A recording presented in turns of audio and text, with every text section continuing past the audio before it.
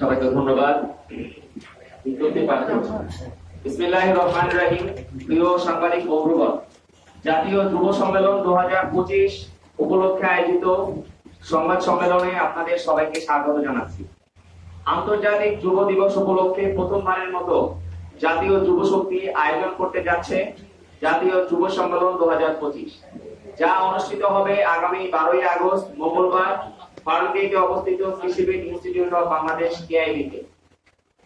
আন্তর্জাতিক যুব দিবস কেবল একটি প্রতীকী দিন নয়, বরং সমাজে যুবদের কণ্ঠস্বর শানিত করার পাশাপাশি তাদের ক্ষমতায়ন ও সার্বিক অংশগ্রহণ বাড়ানোর প্রতিশ্রুতি নিশ্চিত করে।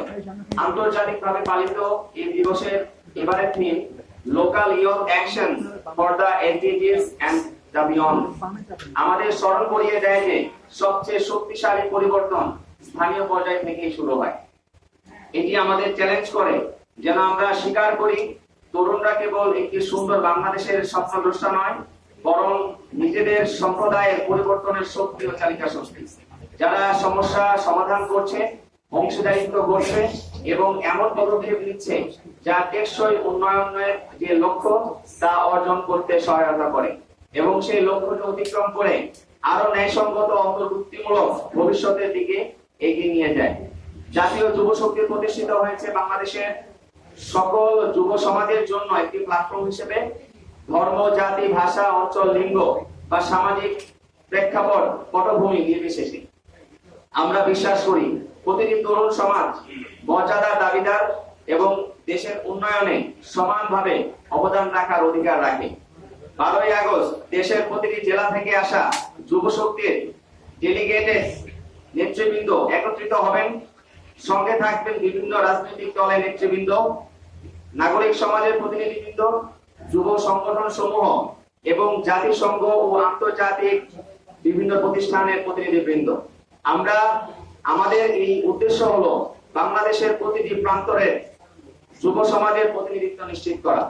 আমরা এমন একটি বাংলাদেশ কল্পনা করি যেখানে দুর্নীতি, স্বজনপ্রীতি ও ক্ষমতার অপব্যবহারকে প্রতিস্থাপন করবে সততা, সেবা ও জবাবদিহিতা, যেখানে শিক্ষায়, কর্মসংস্থানে, উদ্যোক্তা তৈরিতে ও নেতৃত্বের সুযোগে শহর ও গ্রামের তরুণরা সমানভাবে সুবিধা ভোগ করবে, যেখানে বিজ্ঞান, প্রযুক্তি, শিল্প, সংস্কৃতি, খেলাধুলা ও বাণিজ্যে তরুণদের উদ্ভাবনী ক্ষমতা বিকশিত হবে, যেখানে বৈচিত্র্য উচ্চারিত হবে এবং ধর্ম, জাতি বা লিঙ্গ প্রতিবন্ধকতার কারণে কোনো তরুণ বাংলাদেশে আর পিছিয়ে থাকবে না, যেখানে নীতি নির্ধারণ ও নেতৃত্বে তরুণদের সমান সম্মান ও স্থান থাকবে।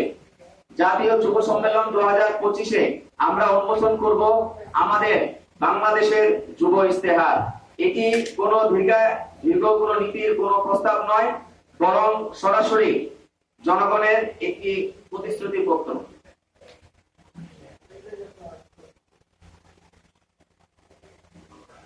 সেই ইস্তেহারে জোর দেওয়া হবে সকলের জন্য মর্যাদা, সমান সুযোগ, সৎ নেতৃত্ব এবং জাতীয় ঐক্যের। সম্মেলনের শেষে আমরা নেব এক ঐক্যবদ্ধ যুব শপথ, যেখানে প্রতিটি অংশগ্রহণকারী অঙ্গীকার করবে যে তারা সরকারে, বিরোধী দলে বা সংসদের বাইরে যেখানেই থাকুক না কেন জনগণের আস্থা কখনো তারা ভঙ্গ করবে না এবং জনগণের সম্পদ কখনো তারা অপব্যবহার করবে না। এটি কেবল আরেকটি রাজনৈতিক অনুষ্ঠান নয়, এটি প্রতিশ্রুতির একটি মহাসমাবেশ এবং মূল্যবোধের ঘোষণা এবং বাংলাদেশের রাজনৈতিক সংস্কৃতির এক নতুন দিগন্ত উন্মোচনের এক পদক্ষেপ। আমরা বাংলাদেশের সকল তরুণ নাগরিক সমাজ, শুভানুধ্যায়ী ও গণমাধ্যমকে আগামী 12ই আগস্ট মঙ্গলবার কেআইবি অডিটোরিয়ামে আমাদের সাথে থাকার উদারত আহ্বান জানাচ্ছি। ধন্যবাদ।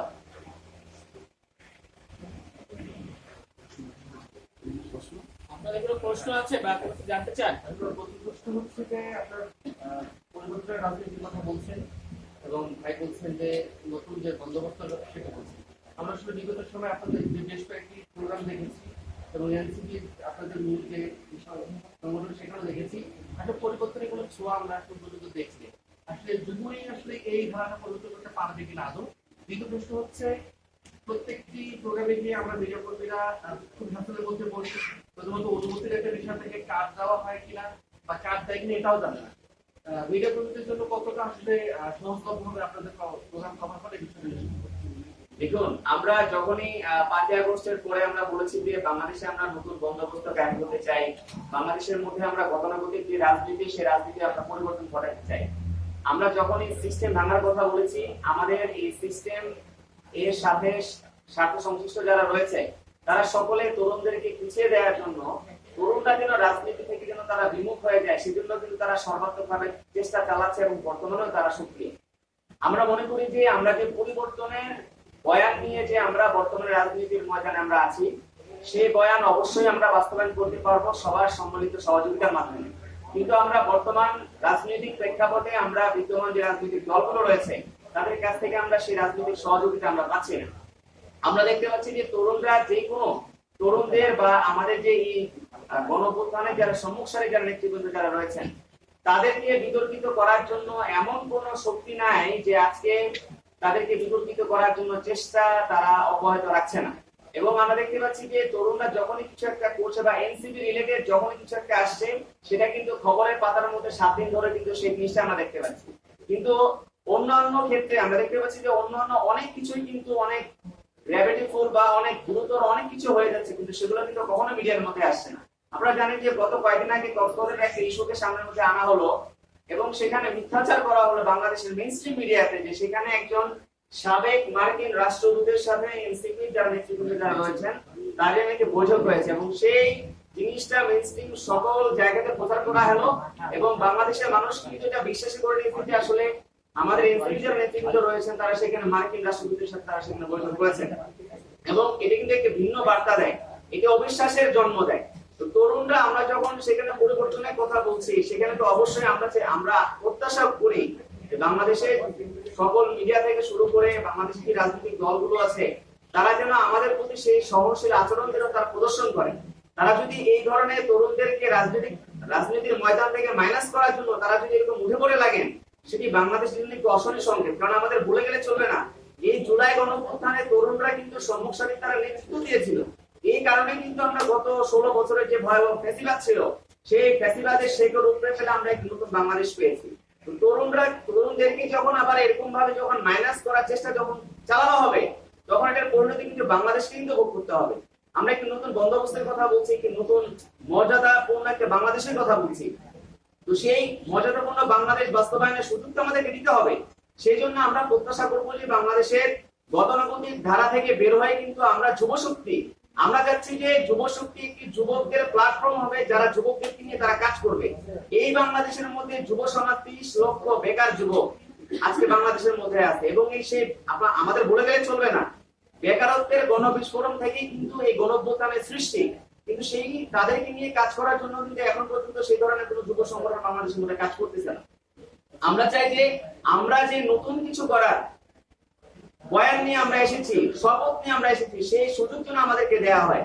গতানুগতিক জায়গা থেকে যে কোনো রাজনৈতিক যুব সংগঠনের মতো যুব শক্তি চাঁদাবাজি করবে, এই করবে সেই করবে, এগুলো করার জন্য তো আমরা আসিনি, আমরা পরিবর্তনের জন্য এসেছি। সেই পরিবর্তনের জন্য আমাদের সবার সহযোগিতা করা প্রয়োজন এবং আমরা চাই যে সেই ক্ষেত্রে বাংলাদেশের সকল রাজনৈতিক দল, বাংলাদেশের মিডিয়া থেকে শুরু করে সবাই যেন সত্যনিষ্ঠ একটা ভূমিকায় যেন তারা অবতীর্ণ যেন থাকে এবং তরুণদেরকে আমরা বাংলাদেশের রাজনীতিতে প্রতিষ্ঠিত করার জন্য আমরা সবার সহযোগিতা কামনা করছি। একটা প্রশ্ন, এটা হলো আপনি যেটা বলছেন যে একটা নিউজ 7 দিন ধরে থেকে এনসিপি সম্পর্কিত, তার মানে আপনারা কি মনে করছেন যে আপনারা মিডিয়া ট্রায়ালে অন্তর্ভুক্ত হচ্ছেন বা শিকার হচ্ছেন? আরেকটি প্রশ্ন হলো, আপনাদের নেতাকর্মী যারা কক্সবাজার গেছেন তাদেরকে আমরা জানি যে সাময়িকভাবে নোটিশ দেওয়া হয়েছে, তারা কি জন্য গেছে সেটি ব্যাখ্যা সামনে, আপনি কি জানেন কিনা তারা কেন গেছেন? দেখুন, আমরা মনে করি যে জুলাই গণঅভ্যুত্থান পরবর্তী সময়ে জুলাই গণঅভ্যুত্থানে যারা নেতৃবৃন্দ যারা রয়েছেন সম্মুখ সারি এবং আমাদের এনসিপি যারা রয়েছেন তারা অবশ্যই মিডিয়া ট্রায়ালের শিকার এবং আমরা মনে করি যে মিডিয়াকে ব্যবহার করে আমাদের গ্রহণযোগ্যতাকে নষ্ট করার জন্য অনেক অপশক্তি তারা বর্তমানে কাজ করছে। আমরা উদারত আহ্বান জানাবো দেশবাসীকে তারা যেন এই ব্যাপারে অবশ্যই যেন সতর্কতামূলক অবস্থানের জন্য তারা থাকে এবং আমরা বলবো যে এনসিপির পক্ষ থেকে কিন্তু অলরেডি জানানো হয়েছে যে আসলে তাদের শীর্ষ নেতৃত্ব তারা কেন সেখানে গিয়েছিলেন। আপনারা জানেন যে গোটা জুলাই মাসে পদযাত্রা হয়েছে, সবাই অনেক ক্লান্ত এবং সবাই অনেক স্ট্রেসের মধ্য দিয়ে গিয়েছে এবং তারা ব্যক্তিগতভাবে তাদেরকে যে শপথ দেওয়া হয়েছিল সেখানে তারা স্পষ্টভাবে তারা জানিয়েছেন যে তারা সেখানে অবকাশ যাপনের জন্য তারা সেখানে গিয়েছেন এবং সেই শপথের জবাবও কিন্তু আমরা পেয়েছি। এবং আমরা মনে করি যে এটিকে কেন্দ্র করে যে উদ্ভূত যে গুজব ছড়ানো হয়েছে সেটি আসলে অপ্রত্যাশিত। আমরা মিডিয়ার কাছ থেকে সেগুলো আসলে আশা করি না। আমরা চাই যে নতুন বাংলাদেশের মধ্যে গণমাধ্যমের যে স্বাধীনতা বর্তমানে আমরা দেখতে পাচ্ছি সেই স্বাধীনতা যেন অবশ্যই যেন অব্যাহত থাকে, সত্যনিষ্ঠ সংবাদ প্রচারের একটা আস্থার জায়গা যেন হয়ে ওঠে গণমাধ্যম। ধন্যবাদ। ভাইয়া, শোকজের যে জবাবটা ছিল সেটা নিয়ে কিন্তু বেশ সমালোচনা হয়েছিল, আপনি নিশ্চয়ই সেটা লক্ষ্য করেছেন। অথবা মানে অনেকেই জবাব দিয়েছেন যে এটা আসলে চিন্তা করার জন্য তারা সেখানে গিয়েছে, বিভিন্ন রাজনৈতিক মতামত চিন্তা করার জন্য, ভাবনা করার জন্য গিয়েছে।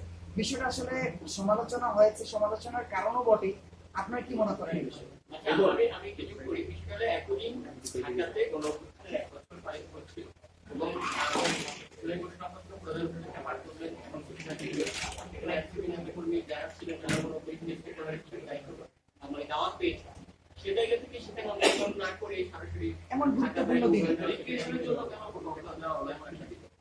দেখুন, আমাদের গত 5 আগস্ট জুলাই গণঅভ্যুত্থানে যে ঘোষণাপত্র পাঠ করা হয়েছে সেখানে আমাদের পার্টির পক্ষ থেকে আমাদের যারা প্রতিনিধি তারা সেখানে উপস্থিত ছিলেন এবং আমাদের যারা কক্সবাজার যারা গিয়েছেন তারা সেখানে তাদের ব্যক্তিগত অবকাশ যাপনের জন্য তারা গিয়েছিলেন। আপনারা জানেন যে দীর্ঘ একটা মাস গোটা 56,000 বর্গ মাইলে আমাদের যারা নেতৃবৃন্দ যারা রয়েছেন তারা সেখানে সফর করেছেন। তাদের অনেক ক্লান্তি এবং অবসাদগ্রস্ততা সেগুলো দূর করার জন্য এবং অবশ্যই তাদের একটা স্ট্রেস রিলিজের একটা বিষয় ছিল, সেজন্যই তারা সেখানে গিয়েছে। কিন্তু এটা মানে শোকজের যে জবাবটা ছিল আচ্ছা, এই তিনটার ব্যাপারে আমার মনে হয় কি ইতিমধ্যেই তারা স্পষ্ট করেছেন তাদের যে শপথ ছিল সেই শপথে তারা ফর্মালি জিনিসটা জানিয়েছে যে তারা ব্যক্তিগত অবকাশ যাপনের জন্য তারা গিয়েছে।